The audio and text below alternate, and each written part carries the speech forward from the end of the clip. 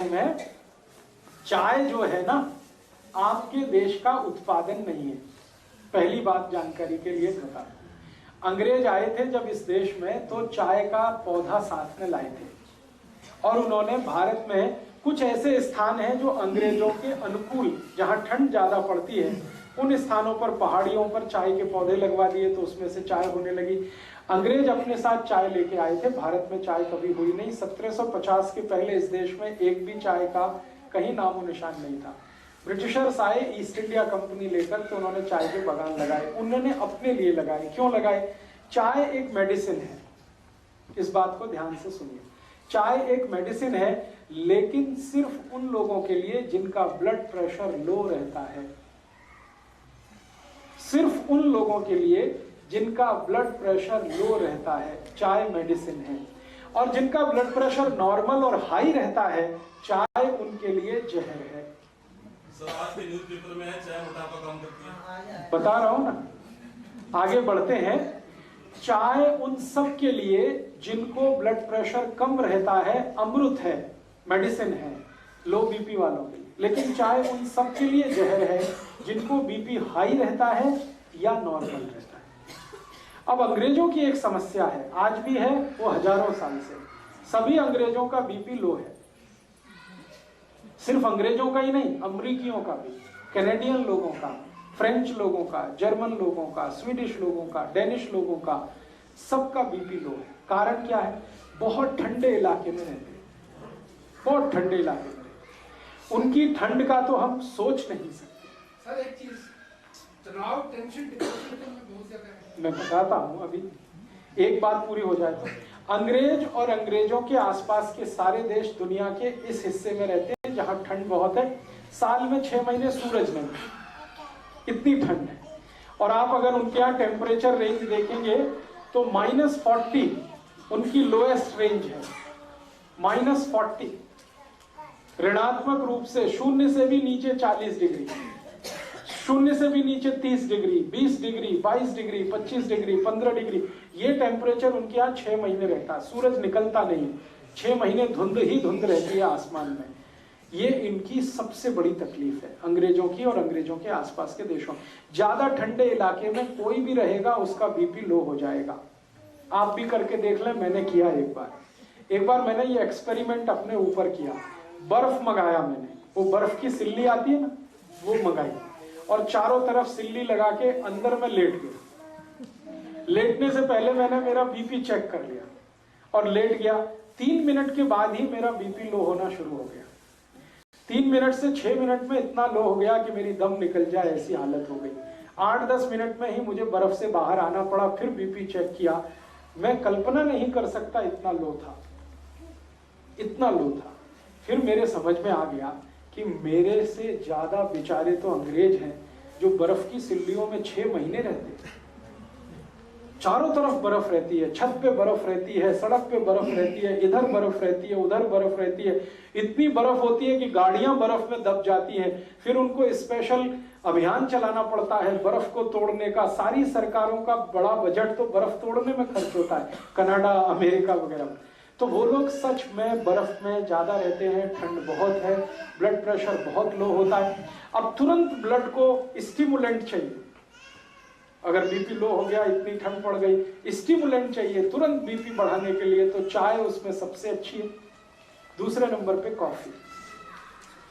तो चाय और कॉफी उन सबके लिए बहुत अच्छी है जो ठंड वाले इलाके में रहते हैं। और भारत के ऐसे कई इलाके हैं जहां बहुत ठंड पड़ती है। अगर मैं जम्मू कश्मीर में जाकर ये व्याख्यान दूंगा तो लोगों से कहूंगा चाय पियो, कॉफी भी पियो, क्योंकि उनके लिए वो मेडिसिन है।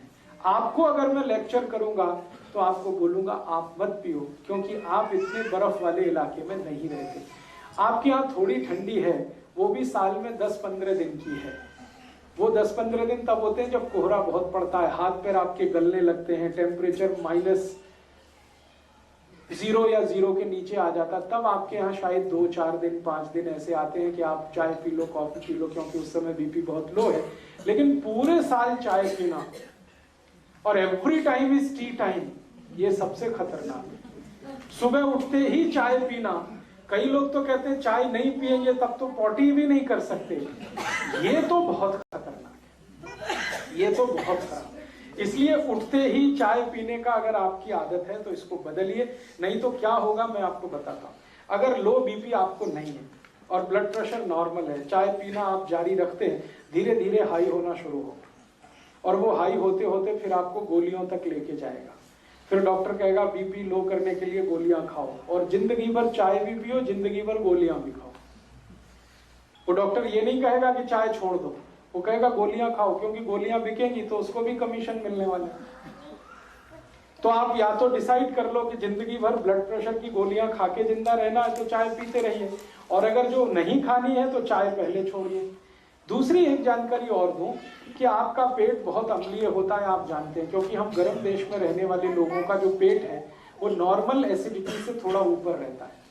ठंड वाले लोगों का नॉर्मल एसिडिटी से भी बहुत नीचे रहता है, माने उनका जो ब्लड है उसकी एसिडिटी अगर हम नापें यूरोप और अमेरिका के लोगों की और हमारे ब्लड की एसिडिटी नापें, दोनों में अंतर है। अगर हम पीएच स्केल को जानते हैं तो हमारा ब्लड जो है ना वो 7.5 के आसपास, 7.4, 7.3, कभी कभी 7.2, कभी 6.8 तक चला जाता है एसिडिटी में। लेकिन यूरोप और अमेरिका में तो +8 और 8 के आगे रहता है। तो उनका ब्लड जो है ना थोड़ा सा एल्कलाइन है यूरोपियन लोगों का, और चाय एसिडिक है। तो एल्कलाइन ब्लड को थोड़ा एसिडिक करने में चाय उनको मदद करती है, इसलिए उनके लिए वो मेडिसिन है। हमारा ब्लड पहले से ही थोड़ा एसिडिक है और पेट भी हमारा एसिडिक है, और हम चाय पी के और ज्यादा एसिडिक उसको बनाते हैं, और ज्यादा अम्लीय बनाते हैं, तो जीवन का सर्वनाश करते हैं। इसलिए चाय आपके लिए नहीं है। और मैं एक आखिरी जानकारी आपको दे दूं, भगवान ने जो चीजें आपके नजदीक में पैदा की हैं वही आपके खाने पीने के लिए अच्छी हैं। जो चीजें आपसे हजारों मील दूर पैदा होती हैं वो आपके लिए अच्छी नहीं। आपको खाने पीने को जितना लगता है वो सब 20 किलोमीटर के दायरे में होता है। आप पटियाला को केंद्र बनाकर 20 किलोमीटर का एक सरकमफ्रेंस बना दीजिए, आपकी जरूरत की हर चीज वहां होती है, वो आपके लिए सबसे अच्छी है। और हजारों मील दूर नीलगिरी की पहाड़ियों में जो चाय होती है या कर्नाटक के कुर्ग एरिया में जो कॉफी होती है वो आपके लिए मुफीद नहीं है, अनुकूल नहीं, क्योंकि हर वस्तु आबो हवा के हिसाब से होती है। जहां जिसकी जरूरत है वहीं वो चीज होती है। कुर्ग एरिया में कॉफी की बहुत जरूरत है क्योंकि लो बीपी है, तो वहां कॉफी होती है। पटियाला और आसपास में कॉफी का कितना भी प्लांटेशन करेंगे होगी नहीं, क्योंकि कॉफी की हमें जरूरत नहीं है। ये तो गड़बड़ी क्या हो गई कि ट्रांसपोर्टेशन के साधन इतने हो गए तो दुनिया में जहां भी जो कुछ होता है हम उसे हासिल कर लेते हैं, लेकिन वो शरीर के अनुकूल नहीं। अब एक और छोटी सी बात कि हमारे आसपास के जानवरों और पक्षियों को जरा ऑब्जर्व करें, वो चाय पीते हैं क्या? मैंने बहुत पिला के देखा है, नहीं पीते। कोई पक्षी चाय नहीं पीता, कोई पक्षी कॉफी नहीं पीता, मेरे घर का पालतू कुत्ता भी नहीं पीता। वो भी मुंह इधर उधर कर देता है। चाय रख दो इधर उधर करेगा, दूध रख दो फट से पी जाएगा, फट फट फट, 1 मिनट नहीं लगता। बिल्ली को पिला के देखा, कुत्ते को पिला के देखा, वो भी नहीं पीते, उनको भी इतना सेंस है। हम तो इतने सेंसलेस हो गए, अपने को समझते तो बहुत होशियार हैं कि हम बहुत इंटेलिजेंट। प्रॉब्लम हमारी इंटेलिजेंसी की नहीं है, सेंसलेस हो गए। तो आप थोड़े सेंस में वापस आइए, चाय कॉफी छोड़िए। फिर आप बोलेंगे कैसे छूटेगा? स्वामी जी का एक सूत्र बताता हूँ चाय छोड़ने का। स्वामी जी कहते हैं चाय पीकर जो नुकसान आपने किया है उसकी भरपाई भी हो जाएगी और चाय भी छूट जाएगी। चाय पीकर आपने किया, आपके ब्लड को एसिडिक बना लिया, अम्लीय बना लिया, अब इसको वापस आपको क्षारीय बनाना पड़ेगा।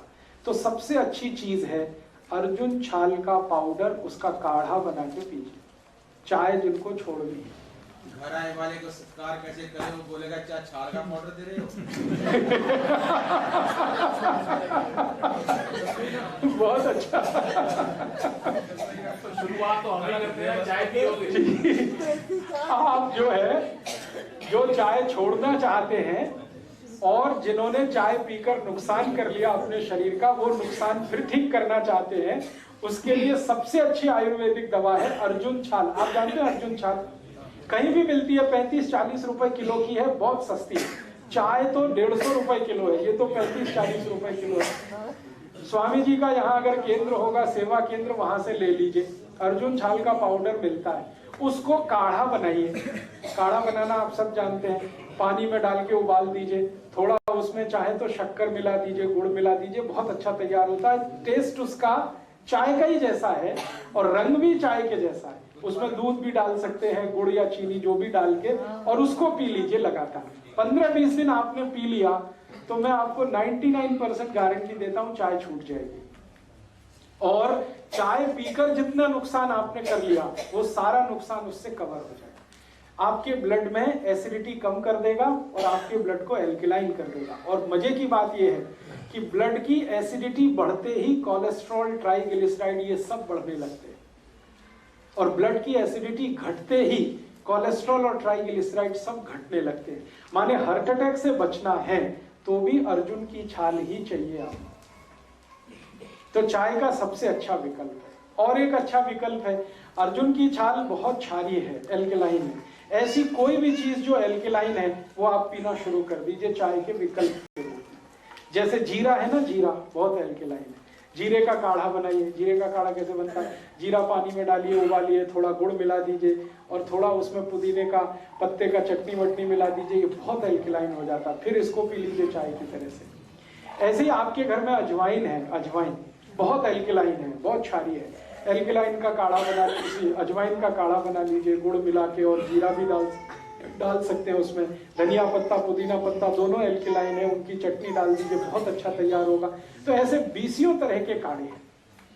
एक हमारे भारत देश में गायत्री परिवार नाम की बड़ी संस्था है, उनका एक प्रज्ञा पेय आता है, वो भी बहुत एल्कलाइन है, वो चाय का बहुत अच्छा विकल्प है। स्वामी जी ने भी एक विकल्प लाया है, दिव्य पेय, वो सभी एल्कलाइन चीजें हैं उसमें, चुन चुन कर उन्होंने एल्कलाइन चीजें उसमें रखी हैं। वो दिव्य पेय चाय का बहुत अच्छा विकल्प है। तो विकल्प है, अच्छा विकल्प है, तो फिर जहर क्यों खाना? और अगर रिश्तेदार आते हैं, रिलेटिव्स आते हैं, तो उनको आप कहते हैं अतिथि तो देवता है, तो देवताओं को जहर तो नहीं पिला सकते, देवताओं को तो अमृत ही पिला सकते हैं ना, राक्षसों को जहर पिला सकते हैं। तो आप देख लीजिए आपके अतिथि राक्षस हैं कि देवता हैं। अगर आप मानते हैं कि वो राक्षस हैं, खूब चाय पिलाइए, खूब कॉफी पिलाइए, जल्दी मार डालिए उनको। और अगर आप मानते हैं कि नहीं वो देवता हैं, तो बिल्कुल चाय मत दीजिए, बिल्कुल कॉफी मत दीजिए, दिव्य पेय दीजिए, अर्जुन की छाल का पाउडर दीजिए, जिंदा रखिए उनको। ये आप तय करिए, आप